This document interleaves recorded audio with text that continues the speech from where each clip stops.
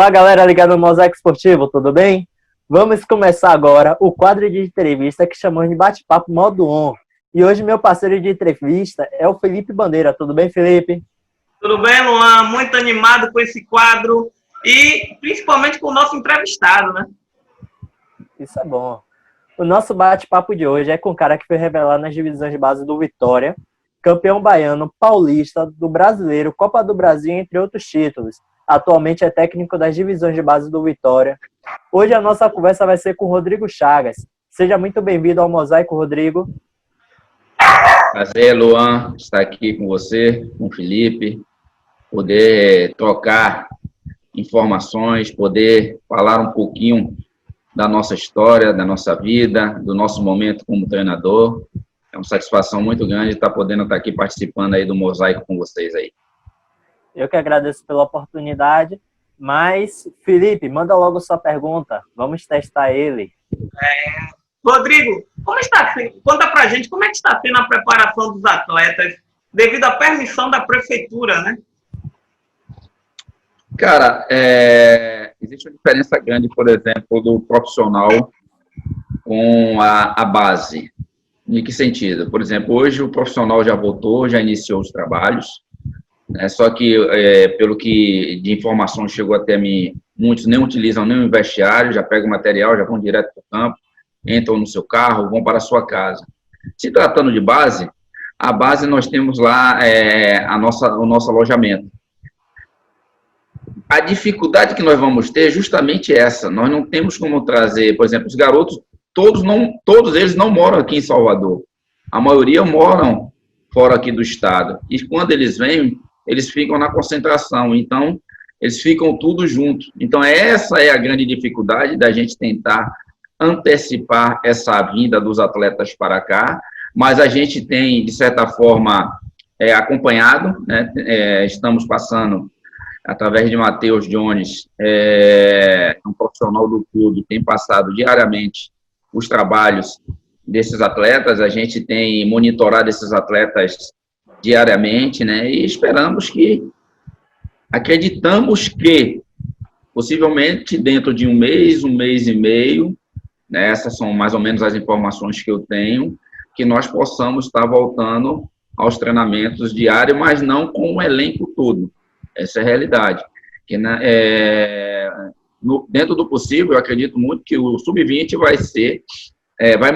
estar ali sempre municiando ao profissional. Vai ser o suporte do profissional. Né? Então, a gente vem com um elenco reduzido, porém, se houver o campeonato brasileiro, né, da categoria Sub-20, né, a gente vai estar com um plantel para disputar a competição, e com plantel para que possa estar suprindo aí a necessidade do profissional se estiver necessitando. Rodrigo, tenho duas perguntas e uma para você, que foi uma falta de educação até e vou corrigir. Eu queria saber um pouco da sua carreira e, assim, você é oriundo das divisões de base do Vitória. E aqui na Bahia a gente tem uma coisa que é a crítica da torcida aos jogadores das divisões de base dos clubes daqui.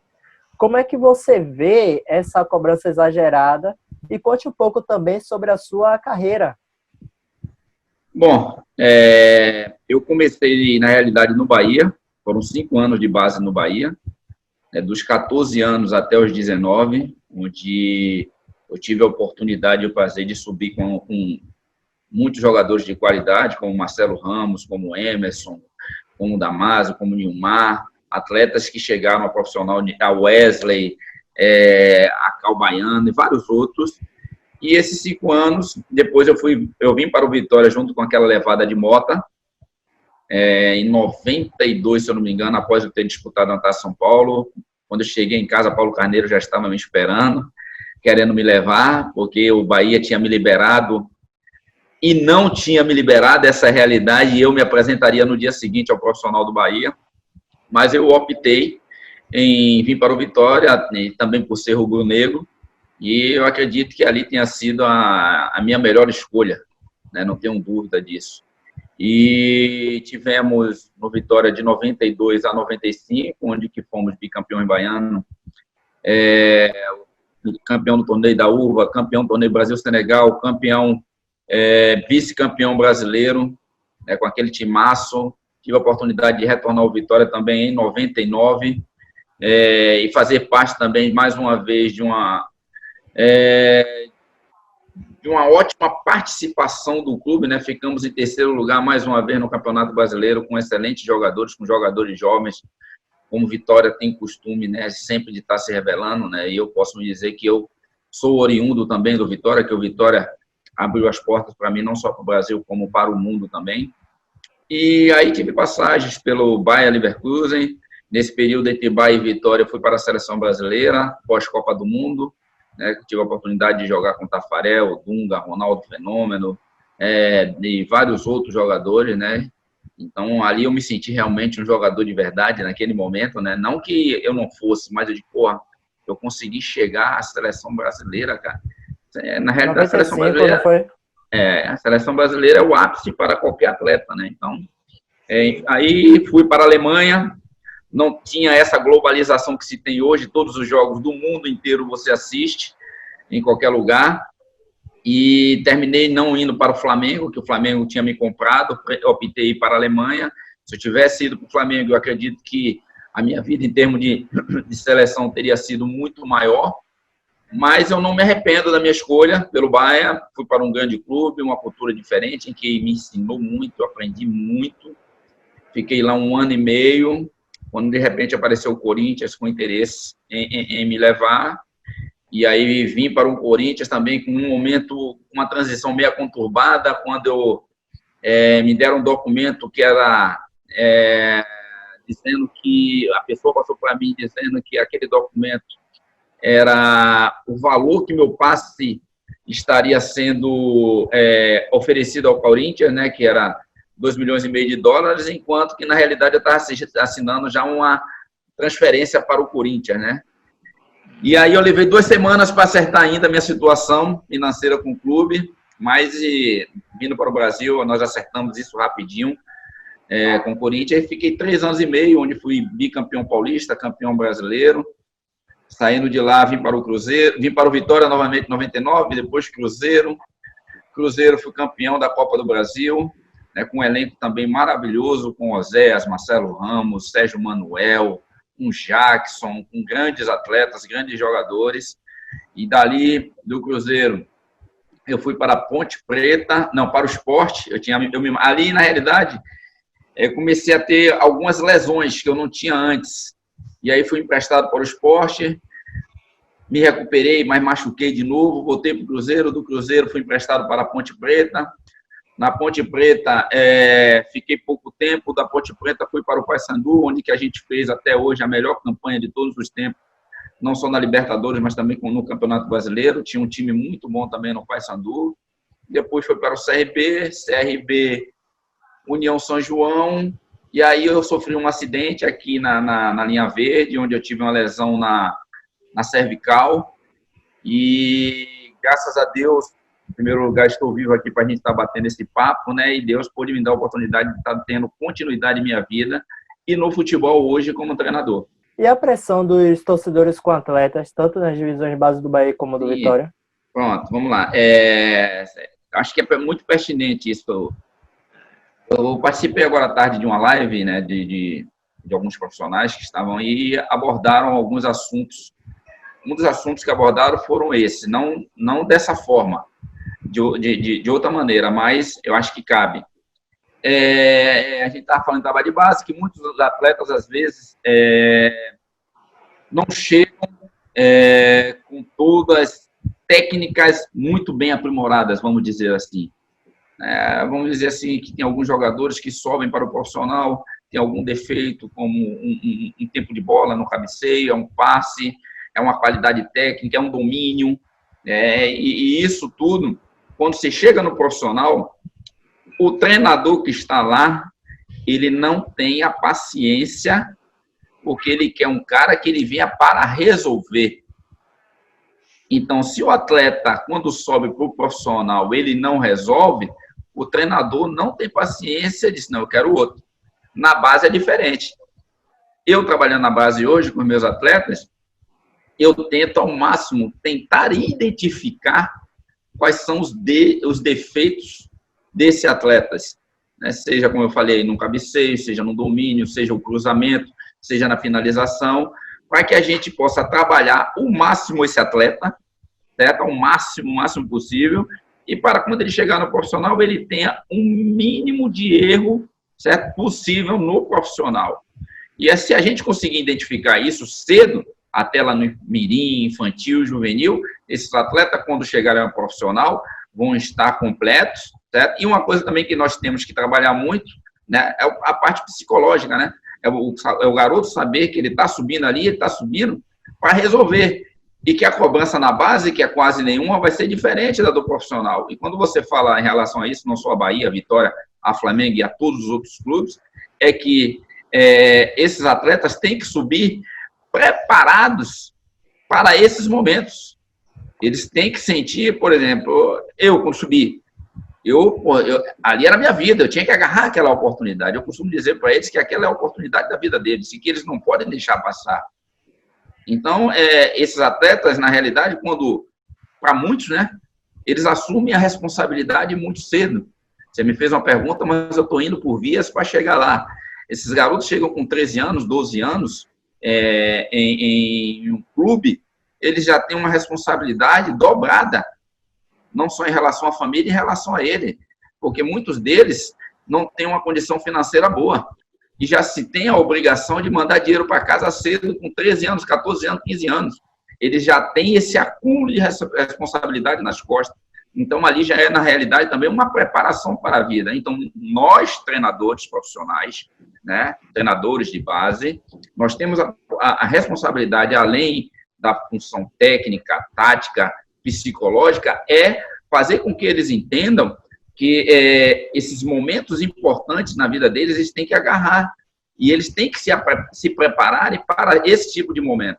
Porque, assim como o treinador, o atleta não der a resposta a ele, a torcida também, ela vai vaiar, ela vai criticar, ela vai lhe aplaudir, ela vai lhe endeusar. E você tem que estar preparado para esse tipo de situação. Rodrigo, conta pra gente como foi a experiência do primeiro jogo lá treinando Vitória, o primeiro jogo pelo Sub-20. Sentiu um frio na barriga? Foi uma emoção? Cara, na realidade, ali já iniciava o meu primeiro objetivo, né? No Vitória, né? Entrei como treinador do juvenil, passei 2 anos e meio, treinador da categoria Sub-17, mas sempre almejei alcançar o Sub-20 e, consequentemente, o profissional hoje, é a minha meta. E a sensação é indescritível, né? Porque tive a oportunidade ali o 23 estava fazendo um ótimo trabalho com o Bussi, e a maioria dos jogadores titulares estavam com 23, e nós fomos jogar contra o Fluminense lá no Rio, os jogadores que eu já conhecia, mas que não estava sendo utilizado. Alguns deles eram reserva, outros nem no banco iam. E eu lembro que, cara, essa garotada aí, 99, 2000, 2001, garotada que eu já trabalho há 4 anos aí, cara, o que esses meninos me encheu de alegria nesse dia. O que eles jogaram foi brincadeira lá contra o Fluminense, cara. Foi de uma gana, de uma vontade, de um querer. Acho que não só jogando por mim, né, que muitos deles falaram, né, que eu precisava, né, dessa primeira vitória subindo, e o Júnior não vinha fazendo uma boa competição no Campeonato Brasileiro. E estreamos lá com 1-0, gol de Gabriel Santiago, que para mim é muito talento, é um craque de bola, esse moleque, um excelente jogador. E eu acho que foi o ápice para mim, cara, ali daquele momento, poder ganhar de um time que tem uma base muito forte, que é a base do Fluminense. E lá no Rio de Janeiro, eu acho que, foi muito gostoso. Não tem sensação melhor e mais prazerosa do mundo do que você iniciar um trabalho vencendo e com atletas que você já conhece. Rodrigo, você fez parte do elenco rubro-negro dois elencos, na verdade, que fizeram sucesso, fizeram nome na história, né? O de 93 e o de 99. Qual foi o ano que mais te marcou? Oh, essa pergunta aí é meio cabulosa, cara. Os 2 anos. Os 2 anos. Eu não, porque se eu falar que um dos 2 anos foi melhor, eu vou estar menosprezando ou um ou outro e não é o que eu quero. Eu acho que foram 2 anos muito bons, porém distintos. De que forma? Em 93, eu era o garoto, inexperiente, na transição para o profissional. Não só eu, como todos esses jogadores aí, Vampeta, Alex Alves, Dida. Nós tínhamos mais ou menos, acho que uns 15 atletas da base no profissional. E nós tínhamos naquele ano ali jogadores como João Marcelo, Roberto Cavalo, Gil Sergipano, que nos dava a segurança para jogar, Artuzinho, Aguinaldo, foram vários jogadores que nos deram esse suporte como profissional e já conhecendo como é que funcionava, né, o futebol profissional, e nos dava essa tranquilidade. Então, para mim, a grande diferença foi essa. Era a transição, 93, garoto jovem, e 99 eu já era um jogador experiente, um jogador maduro, mesmo com 26 anos, já campeão brasileiro, já com passagem pela seleção, já com passagem pela Europa. Eu era o responsável em dar essa tranquilidade para aqueles jogadores que estavam subindo naquele momento, como Fernando, como Claudinho, Moisés, e vários outros atletas, Leandrinho e vários outros atletas. Então, eu tive a oportunidade de jogar com esses garotos aí em 99 e dar a eles essa tranquilidade como profissional, esse suporte como profissional, para que eles pudessem ir bem nas partidas. Eu acho que essa foi a grande diferença nesses 2 momentos que eu vivi. E 2 momentos maravilhosos, um como terceiro e o outro como vice, né, que foi em 93. Então, eu fico feliz em ter participado dessas 2 melhores campanhas do clube. Rodrigo, agora eu vou fazer, na verdade, uma pergunta e uma curiosidade. Hoje, no atual momento, o Rodrigo Chagas treinaria o profissional do Bahia? Largaria o rubro-negro para treinar o arqui-rival? Mas o Roger está tão bem lá, cara. Nós temos também deu até branco agora o nome do professor do Sub-20, que é meu amigo, meu parceiro, meu irmão. Pô, rapaz. Carlão, Amadeu, que saiu. Amadeu, né? Eles estão bem servidos lá com o Roger, que eu tive a oportunidade e o prazer de ter jogado na seleção brasileira, e com o Amadeu, que é um grande profissional com passagem pela seleção brasileira. Eu estou bem onde estou. Não que eu, como profissional, não posso dizer que dessa água eu nunca beberei. Pelo contrário, eu vou me qualificar todos os dias para que eu possa estar trabalhando em grandes clubes, não só como Vitória, como Bahia, também como Flamengo, como Sport. Eu vou tentar, ou eu estou me preparando para chegar nesses grandes clubes. Mas, se tiver a oportunidade de trabalhar um dia, com certeza trabalharei, sem problema nenhum. E honrarei da mesma forma como eu honro aqui as cores do nosso rubro-negro, a qual eu tenho toda a identificação.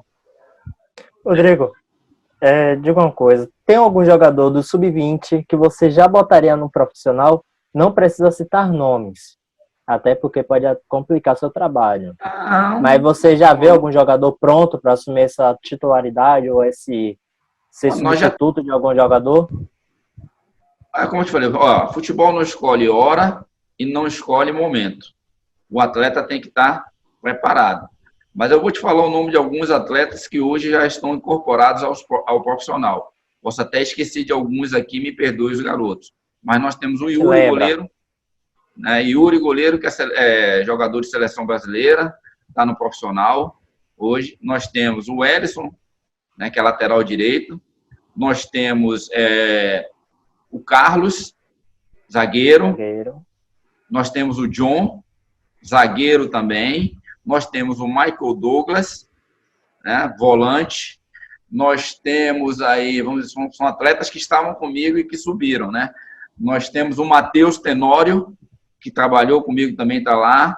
Né? Esses são os atletas que eu lembro agora que estão no profissional incorporado. Nós temos o Elivelto e o Gabriel, né, que seriam os 2 laterais esquerdos, 2000, né? São 2 jogadores de potenciais.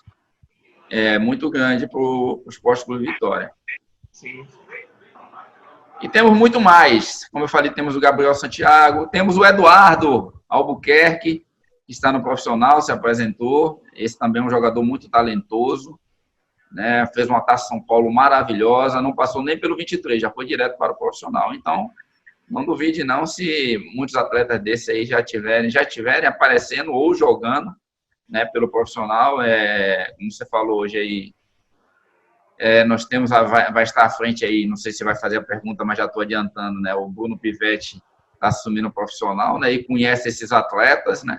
Então, eu acredito que nós vamos ter, quero desejar aqui toda a sorte, toda a felicidade do mundo, profissional acima da média, cara de um caráter maravilhoso, e eu acredito que o Vitória está com um grande profissional.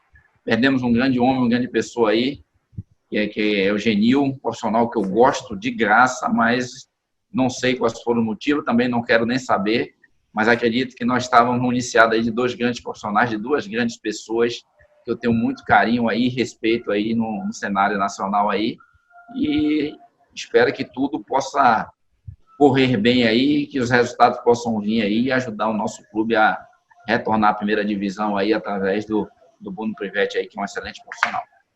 Gostaria de saber qual a partida, o campeonato marcante na sua vida, aquela partida que você leva com muito carinho no seu coração. Pô, rapaz, como profissional, como atleta, né? Como atleta, né? Sim, não sim. Como treinador, né? Como atleta. Não, como profissional naquele tempo, naquela geração de ouro. Eu tive grandes jogos assim, que me marcaram, né? Um foi o 5-4 contra o Vasco. Esse jogo é especial, um jogo maravilhoso que eu tenho na minha lembrança muito forte.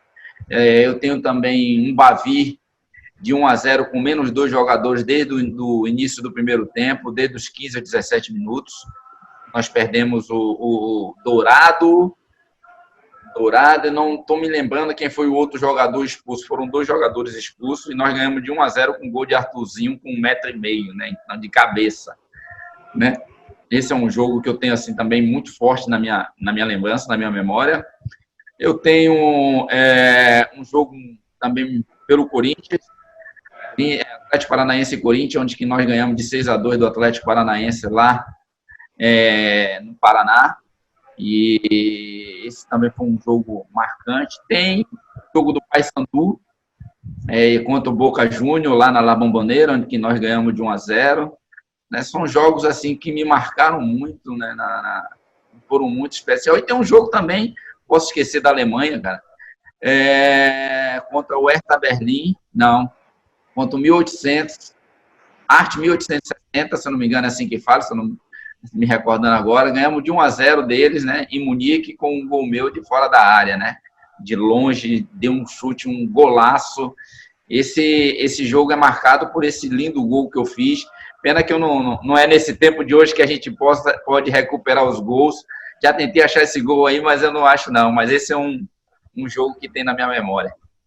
Foi especial, tanto que você deve até lembrar o momento do lance, como você chutou, como entrou, tudo isso. Lembro. Diga.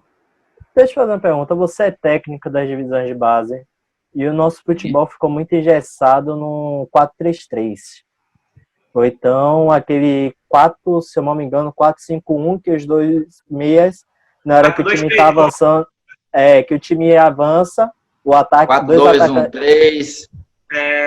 Eu acho que é isso mesmo. Que os 2 meias avançam para poder fazer 4-3-3. O futebol brasileiro perdeu muita característica dele, não consegue jogar em outro tipo de tática, de escalação. Cara, eu entendi, eu vivi um momento, diga assim, mágico, momento áureo como atleta, né? Eu tive o prazer de jogar com a seleção campeã mundial e grandes jogadores. Realmente, em alguns momentos, a gente percebe que a preocupação maior hoje que nós temos é com uma questão tática, né? Então, as equipes hoje estão muito bem trabalhadas taticamente, principalmente na questão defensiva. A gente percebe que tem muitos clubes hoje que trabalham com transições o tempo todo, perdendo um pouquinho da qualidade técnica até, eu acho. por mais que os campos tenham sido reduzidos, por mais que a bola tenha melhorado, que os estádios tenham melhorado, a gente perdeu, na minha opinião, eu não sou dono da verdade, mas eu acho que a gente perdeu um pouquinho da qualidade técnica,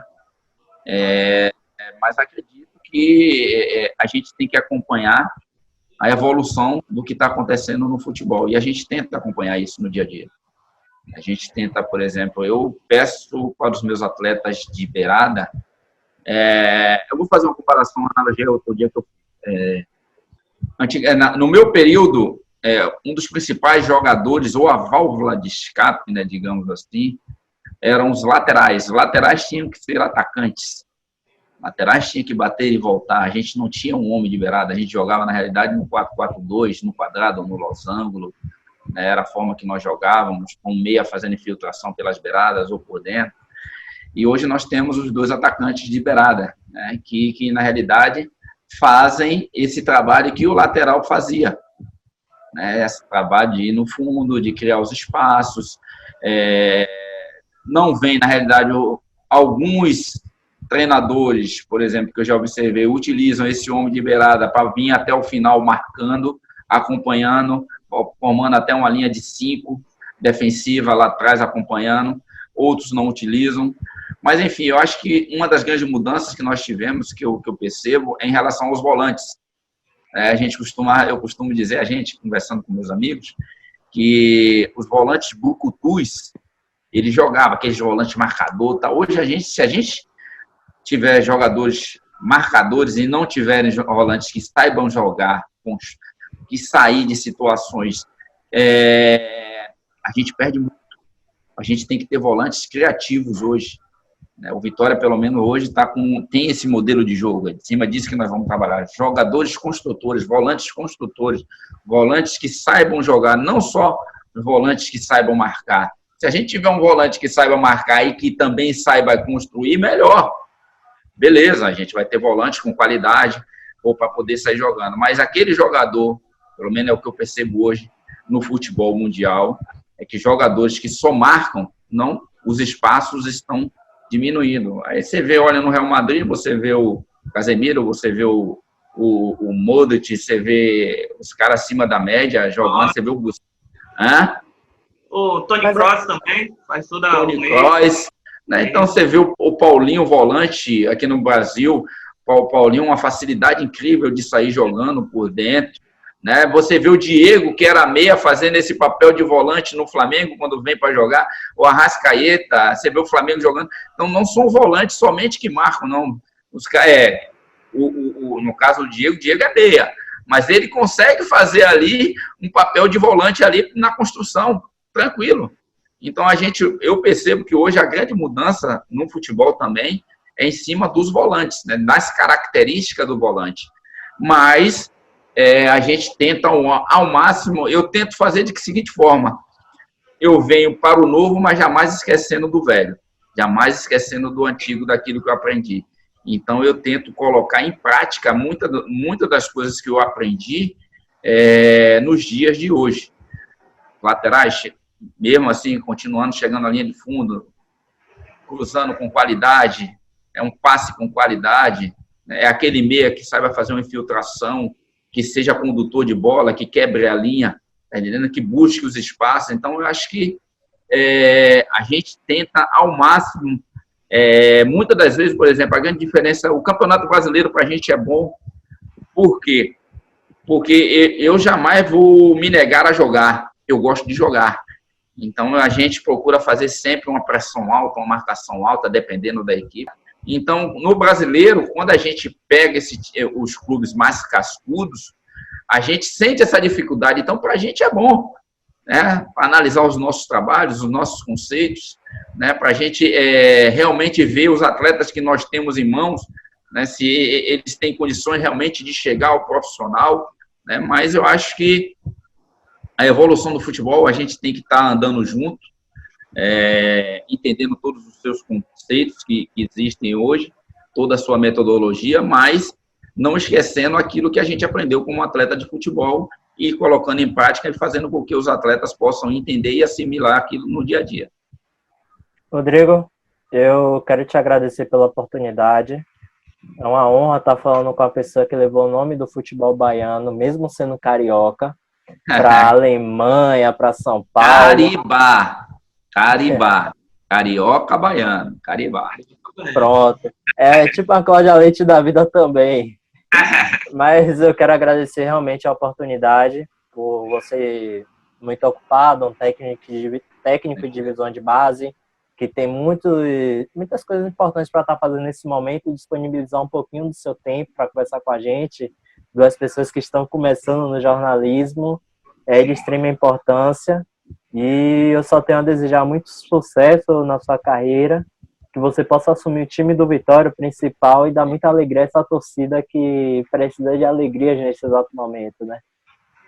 Ô, Luan, eu só tenho a agradecer pelas palavras, e o trabalho com fé em Deus e o aprendizado diário sempre vai ser esse, sempre respeitando todo profissional que está ao meu lado. Eu espero um dia chegar ao profissional, buscando meu espaço, conquistando títulos pelo clube, certo? E revelando atletas para o profissional.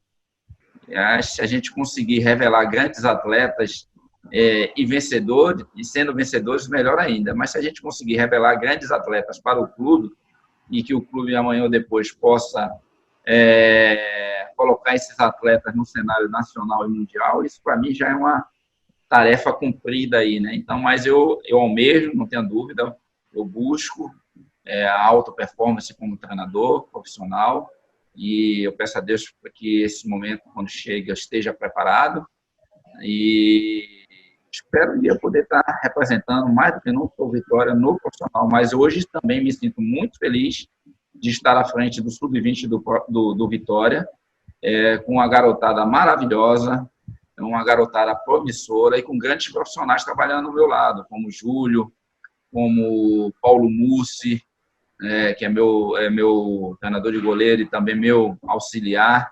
Então, são profissionais que estão ali no meu dia a dia, a Emerson, meu coordenador, o Bruno Pivetti como coordenador da área de futebol. Que era, né? Era, né? Boa, que vai ser nosso representante maior aí como treinador do profissional, e eu desejo a ele toda a sorte do mundo.